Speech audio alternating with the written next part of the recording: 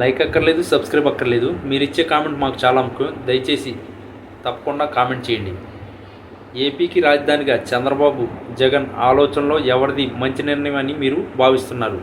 ఏ, అమరావతి బాగుంది. బి, మావిగన్ బాగుంది.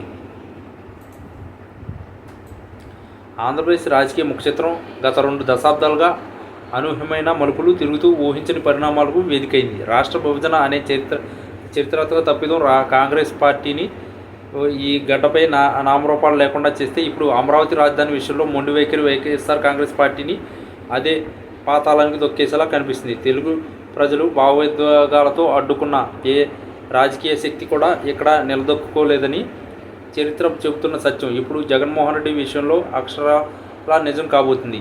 ఉమ్మడి ఆంధ్రప్రదేశ్ను అడ్డగోలుగా విభజించి ఆనాడు కాంగ్రెస్ పార్టీ కోట్లాది మంది సీమాంధ్రుల కళ్ళను చిదివేసింది. ఈ నిర్ణయం ఫలితంగా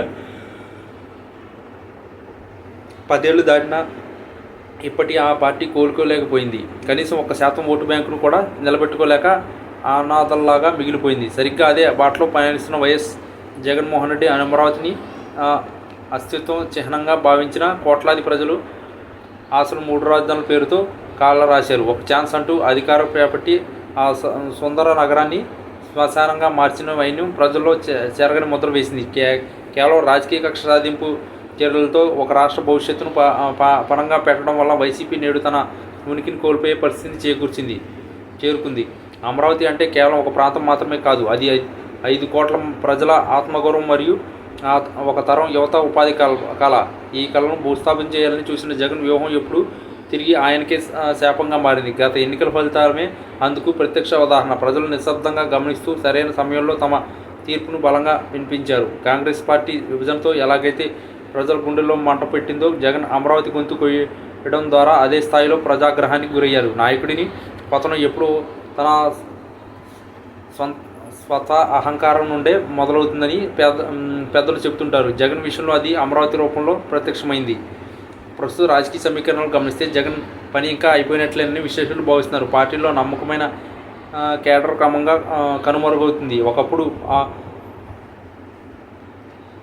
అప్రతిహాతంగా సాగిన ఫ్యాన్ గాలి ఇప్పుడు తుఫాను దాటికి కాకవీలమైందని, సంక్షేమ పథకాలు మాత్రమే ఓటు కురిపిస్తాయని భావించిన జగన్కు అభివృద్ధి లేని రాష్ట్రం దివాలా తీస్తుందని ప్రజలు ఘాటుగా సమాధానం ఇచ్చారు. విభజన పాపం కాంగ్రెస్ను ఎలాగైతే దశాబ్దాల పాటు వేధిస్తుందో, అమరావతి ద్రోహం వైసీపీని కూడా అలాగే వెంటాడబోతుంది. తెలుగు నేలపై ఒక్కసారి విశ్వసనీయత కోల్పోతే మళ్ళీ నిలబడడం అసాధ్యమని కాంగ్రెస్ నిరూపించింది. ఇప్పుడు అదే బాటలో వైసీపీ కూడా తన ముగింపు దశకు చేరుకుంది. రాజకీయ అంటే కేవలం బటన్ నొక్కడం కాదు, రాష్ట్రాన్ని నిర్మించడం అని గ్రహించని నాయకుడిని ప్రజలు ఇచ్చే వీడ్కోలు ఇది. అమరావతి పునాదులపై తన రాజకీయ సమాధిని జగన్ స్వయంగా నిర్మించుకున్నారనేది నేడు నగ్న సత్యం. ఇకపై ఆయన పుంజుకోవడం అనేది కేవలం కలయాన్ని మిగిలిపోతుంది. ఆంధ్రప్రదేశ్ రాజకీయాల్లో ఒక అధ్యాయం ముగిసింది. అమరావతి గెలిచింది, వైసీపీ ఓడింది.